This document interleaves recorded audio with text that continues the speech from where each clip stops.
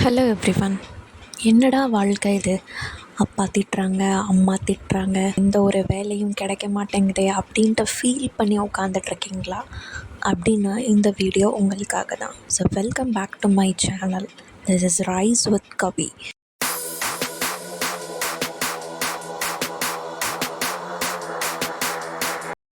யாருக்கு தாங்க வாழ்க்கையில் பிரச்சனை இல்லாமல் இருக்குது? எல்லாருக்குமே லைஃப்பில் பிரச்சனை இருக்க தான் செய்யுது. எல்லாருமே ஒவ்வொரு இடத்துலையோ என்னடா வாழ்க்கை இது அப்படின்னு நம்ம நினச்சி நிற்கிறக்கூடிய ஒரு சுச்சுவேஷன் எல்லாருக்குமே வரும்.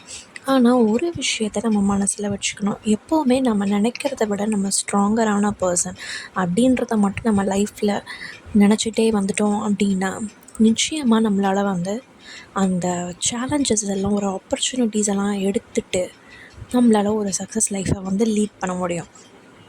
ஸோ கொஞ்சம் நினச்சி பாருங்கள். தாமஸ் எடிசன் அவர் பல்பை கண்டுபிடிக்கிறதுக்கு 1000 தடவை முயற்சி பண்ணதுக்கப்புறம் தான் கண்டுபிடிச்சிருக்கிறாரு.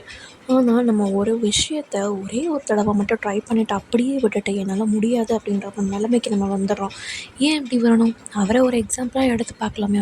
அப்போது அந்த பல்பு கண்டுபிடிக்கிறதுக்கு முன்னாடி எத்தனையோ பேர் அவரை சொல்லியிருப்பாங்க, யூ ஆர் ஃபெயிலியர் அப்படின்னு எத்தனையோ பேர் சொல்லியிருப்பாங்க. பட் ஈவன் அதெல்லாம் க்ராஸ் பண்ணி தான் அவர் என்னைக்கு இப்படி ஒரு பேரோடு இருக்கிறாரு அப்படின்னா அவரோட அந்த 1000 ஃபெயிலியர் தான் காரணம். ஸோ எப்போவுமே லைஃப்பில் சக்ஸஸ் மட்டுமே பார்த்துட்டு இருந்தோம் அப்படின்னா நம்மளால் ஒரு விஷயத்தை கற்றுக்க முடியாது. நெக்ஸ்ட் அதை எப்படி கொண்டு போகணுன்ற ஒரு ஸ்ட்ராட்டஜியோ ஒரு ட்ரிக்கோ நமக்கு எதுவுமே தெரியப்படுறதில்ல. பட் ஃபெயிலியர்ஸ் நம்ம ஃபேஸ் பண்ணுறப்போ லைஃப் நமக்கு கற்றுக் கொடுக்குது. இதெல்லாம் பண்ணிட்டேன் அப்படின்னா உனக்கு இந்த மாதிரியான டவுன்ஸ் எல்லாம் நீ ஃபேஸ் பண்ண வேண்டியதாக இருக்கும். ஸோ இதெல்லாம் இம்ப்ரூவ் பண்ணிக்கிறதுக்காக தான் லைஃப் நமக்கு ஃபெயிலியர் கொடுக்குது அப்படின்றத நம்ம நினச்சிட்டோம் அப்படின்னா then you will be the successful person. So எப்போவுமே இன்னொரு விஷயம் என்ன அப்படின்னா, டேக் அ ஸ்மால் ஸ்டெப். எப்போவுமே ஒரு விஷயத்தை நம்ம ஆரம்பிக்க போகிறோம் அப்படின்னா சின்ன சின்ன விஷயமாக தான் ஆரம்பிக்கணும். சிறுதுளியே பெருவெள்ளம் அப்படின்னு சொல்லுவாங்க. ஸோ அதுக்கு ஏற்ற மாதிரி தான் நம்மளும் ஃபாலோ பண்ணணும் லைஃப்பை. எப்போவுமே நாளைக்கே பணக்காரன் ஆக முடியுமா அப்படின்னு கேட்டால் அது நிச்சயமாக இல்லை. அதுக்காக நம்ம இன்னையிலேருந்து என்ன பண்ண போகிறோம் அப்படின்றத நம்ம முதல்ல கோல் செட் பண்ண போகிறோம். எனக்கு 1 crore இருக்கணும் அப்படின்னா அதுக்கு நான் இன்னையிலேருந்து நான் என்னெல்லாம் பண்ண போகிறேன், இவ்வளோ மணி நான் சேவ் பண்ண போகிறேன், இதை நான் இதில் கொண்டு போய் இன்வெஸ்ட் பண்ண போகிறேன். ஸோ அதுலேருந்து எனக்கு டர்ன் ஓவர் 1 crore எனக்கு 1 yearல் கிடைக்கும் அப்படின்னா that is a good point. So சின்ன சின்ன விஷயமாக நம்ம கொண்டு போயிட்டோம் அப்படின்னா then it will become a massive அவுட்கமாக நமக்கு அது இருக்கும். ஸோ கொஞ்சம் ஒரு சின்ன எக்ஸாம்பிளாக நான் சொல்கிறேன் அப்படின்னா the great wall of China அதை கட்டணும்னு முடிவு பண்ணுறப்போ ஐயோ என்னடா இது இவ்வளோ பெரிய வால் ஒரே நாளில் கட்டி முடிக்க முடியுமா அப்படின்னு கேட்டால் முடியாது. ஆனால் அவங்க முடியாதுன்னு சொல்லிட்டு போயிருந்தாங்கன்னா அந்த 7 wonders அது இருக்குமான்னு கேட்டால் அது நிச்சயமாக இருக்காது. இன்றைக்கி அதை ஒரு பேசப்படக்கூடிய ஒரு பொருளாக இருக்குமான்னு கேட்டால் நிச்சயமாக இல்லை. அவங்களால முடியும்னு சொல்லி சின்ன சின்ன ஒரு நாளைக்கு இவ்வளோ டிஸ்டன்ஸ் கவர் பண்ணி நாங்கள் கட்ட போகிறோம் அப்படின்னு முடிவு பண்ணி கட்டுறதுனால தான் அதை கட்டி முடிக்க முடிஞ்சது. ஸோ அதையே பண்ணிட்டாங்க. நம்மளால் ஒரு சின்ன விஷயத்தை நம்மளால் பண்ண முடியாதா? இன்னொரு விஷயம் எப்போவுமே பாசிட்டிவ் மைண்ட் செட். எப்போவுமே என்னால் முடியாது, நான் இதில் ஃபெயில் ஆகிடுவேன், எனக்கு இதில் சக்ஸஸ் கிடைக்குமான்னு தெரியாது அப்படின்னு சொல்லி நம்மளை நாமளே கீழே தட்டிக்கிட்டே வந்துட்டோம் அப்படின்னா அங்கே சக்ஸஸ் இருக்குமான்னு கேட்டால் நிச்சயமாக இருக்காது. எப்போவுமே ஒரு மனுஷனுக்கு ஒரு நாளைக்கு கிட்டத்தட்ட எத்தனையோ லட்சக்கணக்கான தாட்ஸ் வரப்போகுது. அதில் கிட்டத்தட்ட 90% ஆஃப் தாட்ஸ் எப்போவுமே நெகட்டிவாக தான் இருக்கும். ஸோ எது அதிகமாக இருக்குதோ அது வழியாக தான் நம்மளோட பிரெயின் அட்ராக்ட் ஆகும். ஸோ நம்ம எப்போவுமே என்ன பண்ணணும் அப்படின்னா நெகட்டிவ் தாட்ஸை ரிமூவ் பண்ணிவிட்டு எப்போவுமே பாசிட்டிவ் நோக்கி நம்மளை நாமளே இழுத்துட்டு கொண்டு போகணும். அப்படின்னா மட்டும்தான் நம்மளால் என்ன பண்ண முடியும், ஒரு விஷயத்தை அச்சீவ் பண்ண முடியும், நம்மளோட சேலஞ்சஸை ஓவர் கம் பண்ண முடியும். ஸோ எப்போவுமே ஓகே என்னால் இது முடியும், நான் அதை சாதிச்சிட்டேன், நான் இந்த எக்ஸாமில் பாஸ் பண்ணிட்டேன், நான் இந்த கிளாஸில் நான் தான் சக்ஸஸ்ஃபுல் பீப்புளாக இருக்கேன், இந்த ஒர்க்கில் நான் தான் சக்ஸஸ்ஃபுல் பர்சனாக இருக்கேன்.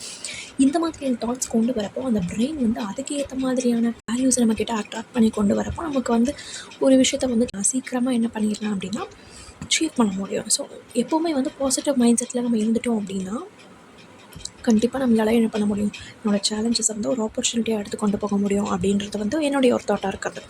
இன்னொரு விஷயம் அப்படின்னா ஓவர் கம்மிங் ஃபியர்.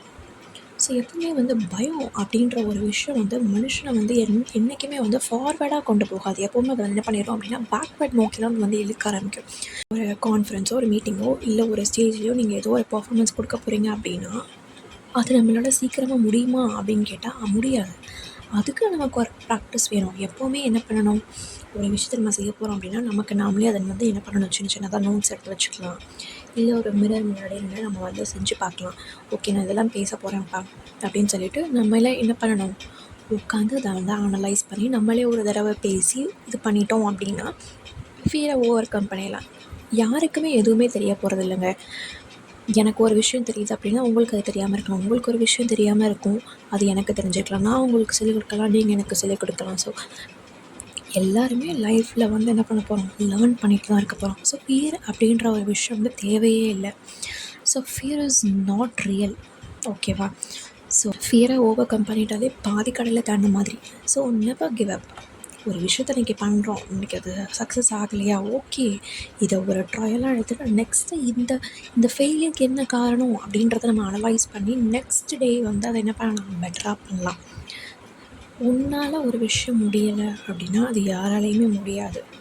மற்றவங்களால முடியுது அப்படின்னா அது நம்மளாலேயும் முடியும். ஸோ என்றைக்குமே வந்து கிவ் அப் பண்ணிடாதீங்க. ஸோ இந்த மாதிரியான விஷயங்கள்லாம் நம்ம எது பண்ணோம் ஃபாலோ பண்ணிட்டோம் அப்படின்னாலே நம்ம கண்டிப்பாக லைஃப்பில் வந்து சக்ஸஸ் தான். இதிலேருந்து உங்களுக்கு ஒரு சின்ன ஒரு மோட்டிவேஷன் ஏதாச்சும் கிடைச்ச மாதிரி இருக்கும். மேபி கிடைக்காம கூட இருக்கலாம். என்னடா இது, இதெல்லாம் எல்லாருக்கும் தெரிஞ்சதுனா அப்படின்னு நீங்கள் நினச்சிக்கலாம். I am not worrying about that. This is my first video. இதவே ஒரு சேலஞ்சாக எடுத்து தான் நான் பண்ணிகிட்ருக்கேன். ஒரு மோட்டிவேஷன் கொடுக்குற அளவுக்கு என்கிட்ட நாலேஜ் இருக்கா அப்படின்றது கேட்டால் நிச்சயமாக இல்லை. But I am trying my best. நானும் ஒரு டிப்ரெஷனில் இருக்கிறேன், எல்லாமே பண்ணிகிட்டு இருக்கிறேன்.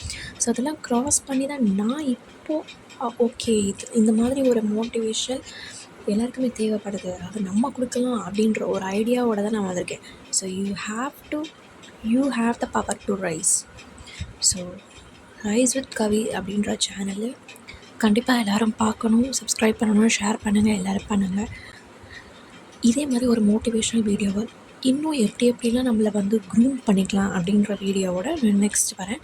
until then bye from Kavi.